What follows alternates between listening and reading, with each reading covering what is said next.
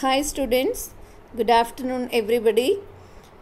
This is our second video in our 12th standard English.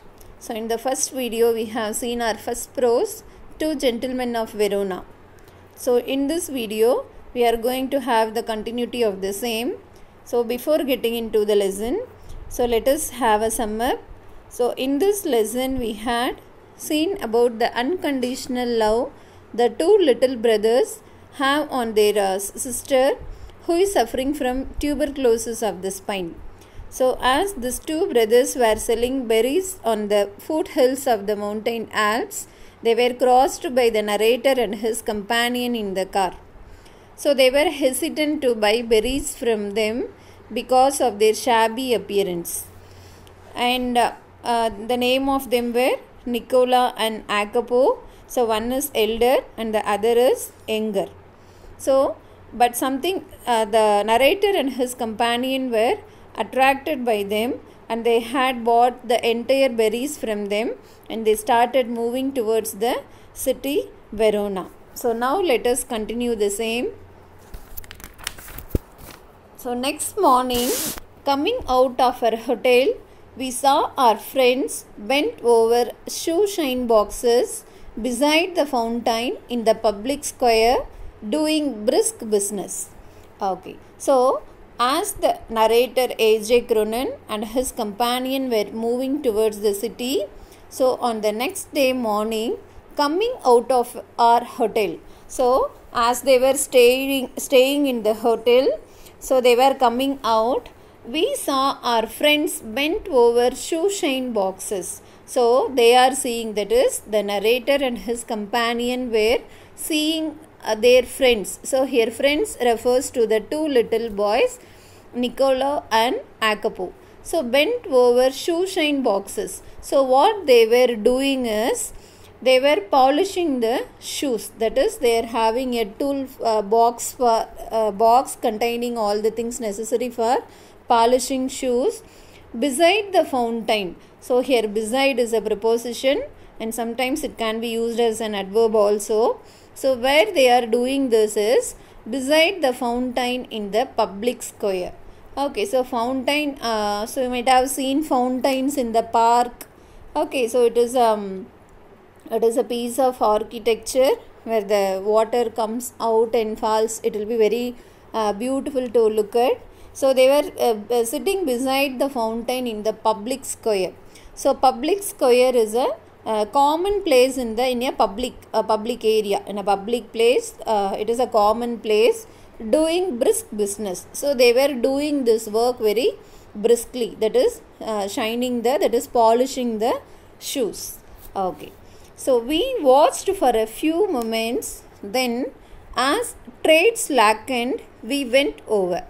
Okay, so we watched for a few moments. That is, the narrator and his companion were watching their work for some time.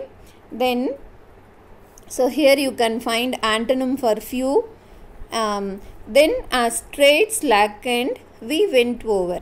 Okay, so then slackened means reduced. That is, as the crowd with them for polishing the shoes was reduced, we went over. So went over is a phrasal verb here.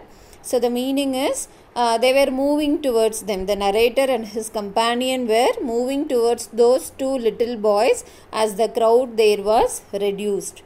So they greeted us with friendly faces. Okay, so the two little boys smiled at them with friendly faces because already in the previous day they have sold berries for them. So it was a familiar face for them. So they smiled at them. I thought you picked fruit for a living, I said. Okay, so the narrator is telling, I thought you picked fruit for a living. Okay, so he says that he was just thinking that they were selling fruits for leading their life. We do many things, sir. But the boys were replying, so we not only sell fruits, we do many things. So we will do many other works also. Nicola answered seriously. So Nicola is answering seriously, that is, we will be doing many other works. He glanced at us hopefully. Okay, so he had a look. Glanced means having a look. Okay, he glanced at us hopefully. Hopefully means confidently. Often we show visitors through the town to Juliet's tomb and other places of interest.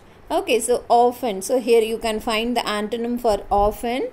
So often we show visitors through the town. So we not only sell fruits, we not only polish the shoes. Okay, so what else we do is we show visitors through the town. So we'll be taking visitors to have a look around the town, that is to have a look at all the famous places in the town, to Juliet's tomb. So Juliet's tomb is also one of the place to be visited there in the city of Verona.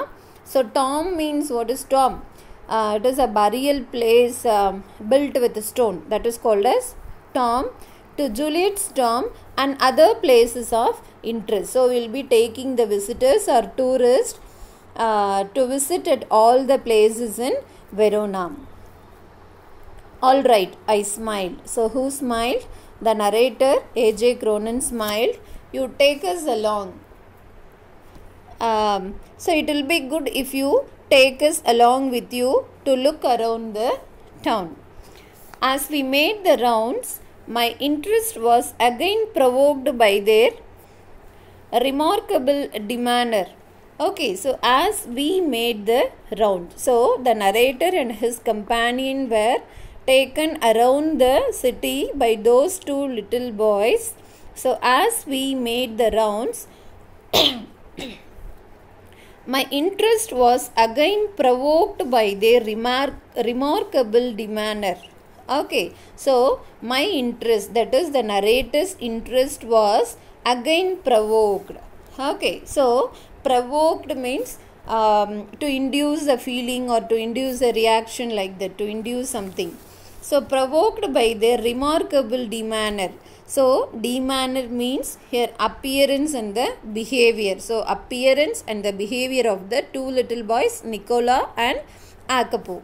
Okay, so as the two little boys, Niccolo and Acapo, were taking the narrator and his companion to have a look around the city of Verona, again the narrator was induced by the appearance of those two little boys. They were childish enough and in many ways quite artless. Okay, so they were childish enough. So as they were smaller, as they were younger, so they were looking very childish and in many ways quite artless. So artless means innocence. Okay, so they were very innocent. They were childish and also they were very innocent. Acapo was lively as a squirrel. Okay, so all of you know squirrel. So what it will be doing? It will be always jumping from one tree to the another, moving here and there. It will be not very quiet. Okay, so like that, Acapo was lively as a squirrel. So like a squirrel, he was very much active. Nicola's smile was steady and engaging. Okay, so Nicola was always having a steady smile in his face. Yet, in both these boyish faces, there was a seriousness which was far beyond their years. Okay, so here, far beyond their years refers to, so these two little boys were younger. One is just 13 and one is 12. So they were not aged, they were children. Okay, so in both these boyish faces, there was a seriousness. So beyond their age, okay, they were just little children, but there was some very serious thinking or seriousness which was reflected in their face. In the week which followed, so in the following week, in the upcoming week, we saw them frequently. So the narrator and his companions were able to see those two little boys very frequently, that is very often. For they proved extremely useful to us, because those two little boys were very extremely helpful for the narrator and his companion. If we wanted a pack of American cigarettes or seats for the opera or the name of good restaurant, Nicola and Jacopo could be relied upon to satisfy our needs. Okay, so if we wanted a pack of American cigarettes, so if they wanted to buy some cigarettes or seats for the opera, so opera means here it is telling a story through music. Okay, it is called as opera, which will be performed in a stage, so there will be audience to watch. Okay, so if they want to book a seat in opera, they will be sending those two little boy to do that, and or the name of the good restaurant. So if they wanted to find some good restaurant, so they will be seeking the help of those two little boys. Nicola and Jacopo could be relied upon to satisfy our needs. So they were those two little boys were very much helpful to the narrator and his companion to satisfy all their needs. What struck one most was their willingness to work. Okay, and the narrator was very much wondered by their willingness to work. That is, whatever work is given to them, they'll be doing everything very willingly. They won't hesitate to do any work. During these summer days, under the hot sun, they shined shoes, sold fruit, hawked newspapers, conducted tourists around the town, and ran errands. Okay, so during those summer days, under the hot sun, they shined shoes. So they were polishing shoes, sold fruit. So they were selling fruits, hawked newspapers. So what is mean by hawked? Hawked means selling something in the streets by walking and by crying or shouting. No, crying means here not weeping, that is by shouting louder. Okay, selling something in the streets or in the roads by shouting, that is hawked. So they sold newspapers, they hawked newspapers, conducted tourists round the town. So they will be taking the tourists around the town to have a look at, and ran errands. Okay, so errands means going to some place, that is for example going to a shop to buy something for someone. Okay, so that is called as errand. If someone is telling them to go to a shop and buy something for them, they'll be going to a shop and they'll buy something for them. Okay, that is errand. So work is different from errand. Okay, they'll be doing all sort of work, that is polishing the shoes, selling the fruit, hawking the newspapers, taking the tourist around this town, and ran errands. So doing all, if someone is asking to buy something, they'll be doing. So they'll be doing all sort of work very willingly without any hesitance. Okay. One night we came upon them in the windy and deserted square, resting on the stone pavement beneath the lights. So one night we came upon them in the windy and deserted square. So already we have seen public square means it is a common place. Okay, in the roadside or somewhere it is a common place. So deserted square means in an uninhabited place. Okay, so that is, there is no one in the street. Okay, so they were sitting lonely in a street, resting on the stone pavement. So they were sitting and taking a rest on a stone pavement. So pavement means like a sidewalk. So they were sitting alone in a midnight in a stone pavement beneath the lights. So under the lights. Okay, so Nicola sat upright, tired. Okay, so Nicola was sitting straight and he was looking very tired. A bundle of unsold newspapers lay at his feet. So what is at his feet is a bundle of unsold newspapers. Okay.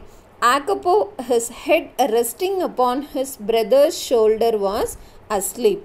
Okay, so Jacopo was sleeping on his brother's shoulder. It was nearly midnight. So the time was nearly midnight. Why are you out so late, Nicola? Okay, so the narrator is asking, so why are you sitting here? It is very late. It is going to be midnight. So waiting for the last bus from Padua. So what Nicola is answering is, I am waiting for the last bus which comes from Padua. So Padua is the name of a place. We shall sell all our papers when it comes in. So when the bus comes, we'll be able to sell all our newspapers. That's why we are sitting here in this midnight. So this is the reply of Nicola. Must you work so hard? You both look rather tired. Okay, so the narrator is asking, should you work this much hard? Because both of you are looking very tired. We are not complaining, sir. So Nicola is telling, we are not complaining anything about our work or anything about our tiredness. But next morning, when I went over to the fountain to have my shoes shined, I said, Nicola, the way you and Jacopo work, you must earn quite a bit. Okay, so after that conversation, during the next morning, when I went over, when the narrator goes to the fountain to polish his shoes, he is telling to Nicola, the way you and Jacopo work, you must earn quite a bit. So you both two little brothers are working very hard. So definitely you must earn more. You spend nothing on clothes. You are not spending money on clothes because you are always wearing some simple dresses. You eat little enough. When I see you have a meal, it is usually black bread and figs. And also you are not spending more on your food because always you are eating black bread and figs. So figs, it means attipalam. Tell me, what do you do with your money? So tell me what you are doing with your money that you are earning. He colored deeply under his sunburn and then grew pale. He looked to the ground. So Nicola was not interested in replying to all his questions. So he colored deeply under his sunburn. Sunburn means so it is a summer season. If you are doing continuous work in the under the hot sun, there will be sunburns on our skin. That is sunburn. So he looked to the ground. So simply he is looking to the ground. You must be saving up to emigrate to America, I suggested. Okay, so what the narrator is telling is, you are saving your money to emigrate to America. That is, you are planning to leave this place and go and settle down in America, I suggested. He looked at me sideways, spoke with an effort. Okay, so Nicola is looking at the author and he is speaking with an effort. Effort means with a strong physical and mental strength. So he is speaking very confidently. We should greatly like to go to the States, but here at present we have other plans. So what is Nicola's reply is, we are very much interested to go and settle in States, but here we have some other plans. So what plans? The narrator is asking, what is the plan? He smiled uncomfortably. Just plans, sir, he answered in a low voice. Okay, so Nicola was not interested in declaring what is his plan. So just he is smiling. Well, I said, we were leaving on Monday. Okay, so the author is telling, we are leaving this city on Monday. Is there anything I can do for you before we go? So, can I help you by some way before we are leaving this place? Can I do some help for you? Nicola shook his head, but suddenly Jacopo said, okay, so Nicola is shaking his head. So, shook is the past tense of shake and past participle is shaken. So, Nicola shook his head, but suddenly Jacopo said, sir, he burst out, every Sunday we make a visit to the country to Poleta, 30 kilometers from here. Okay, usually we hire bicycles, but tomorrow, since you are so kind, you might send us in your car. Okay, so the narrator is asking, do you want any help because we are going to leave this place on Monday.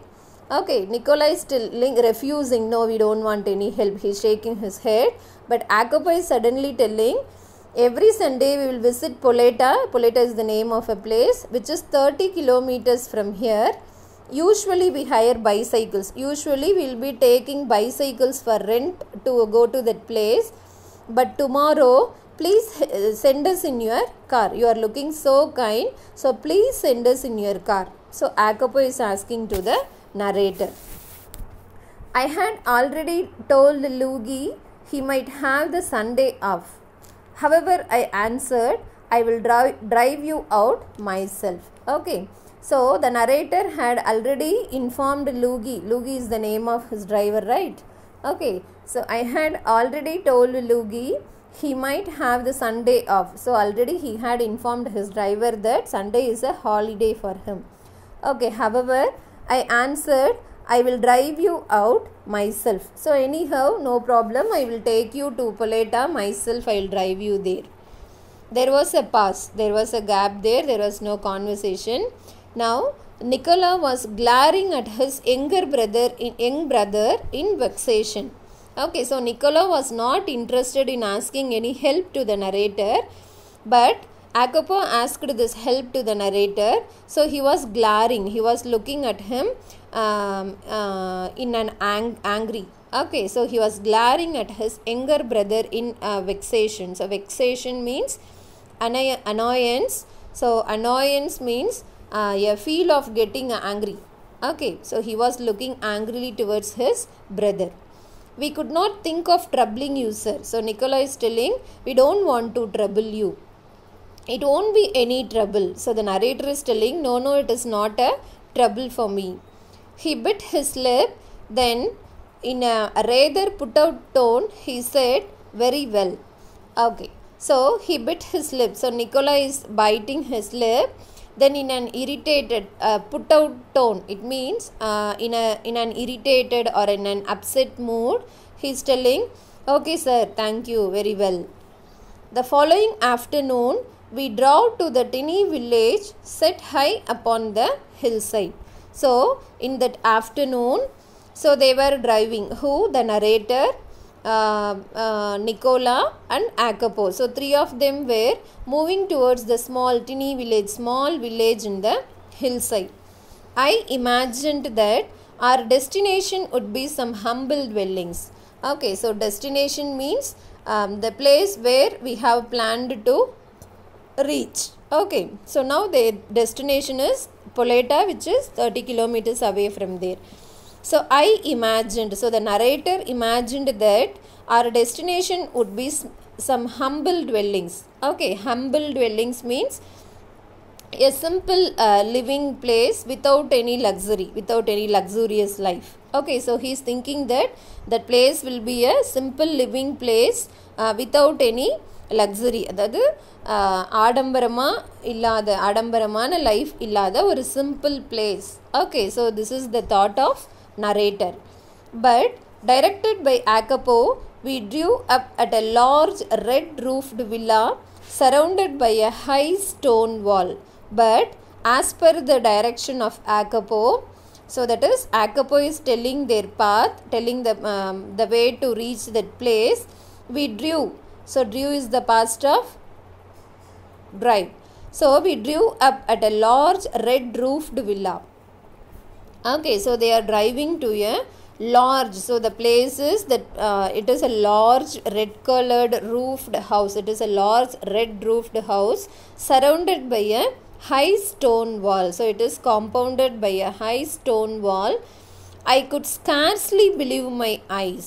Okay, so the narrator couldn't believe his eyes. Scarcely. So scarcely is a semi-negative word here. I could scarcely believe my eyes, and before I could recover breath, my two passengers had leaped from the car.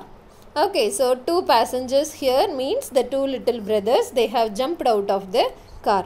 So the narrator thought that it will be a simple place, but the place they had reached, he had seen a big, a very large house. So he couldn't believe his eyes.